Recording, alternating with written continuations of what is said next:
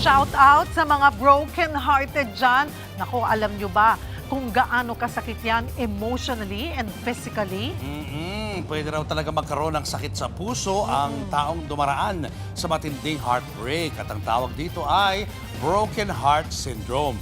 Nasa frontline na balitang yan si JC Cosico. Meet Danny Gonzalez, 27 years old, single mula sa Imus, Cavite.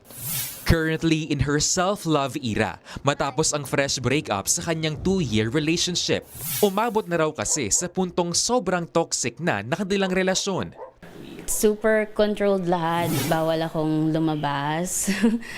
Even yung way ng pananamit ko, the things na I post on social media, pinago niya talaga lahat. And I really lost myself dun sa relationship.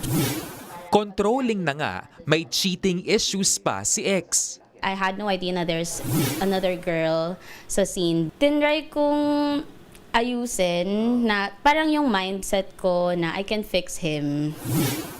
Pero kahit natapos na ang relasyon na yan ni Danny, hindi raw biro ang sakit na naramdaman niya nang maghiwalay sila. Nag-manifest talaga siya physically kasi I thought kaya ko yung emotional part. Hindi ko akalain na pati yung body ko dahil sa lungkot, dahil sa sakit, hindi na rin kinaya ng body ko yung...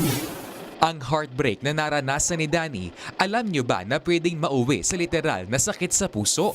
Yan yung takot subo o stress-induced cardiomyopathy na mas kilala bilang broken heart syndrome. Matinding stress, maapektuhan ng puso, ang simptomas parang atake.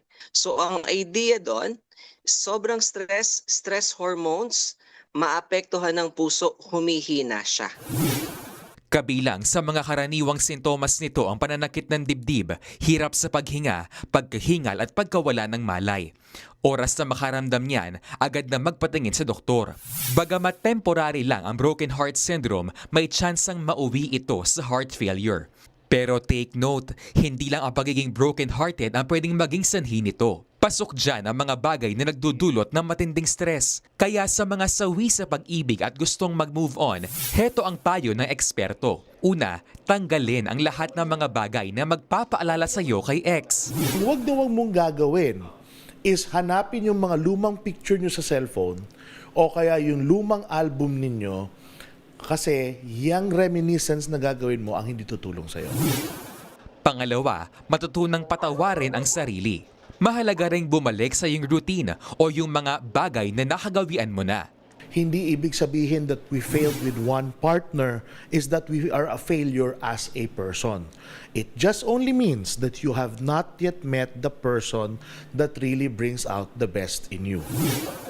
Makatutulong din ang pagkakaroon ng tamang support system gaya ng pamilya at mga kaibigan. At higit sa lahat, hindi dapat minamadali ang pag-move on.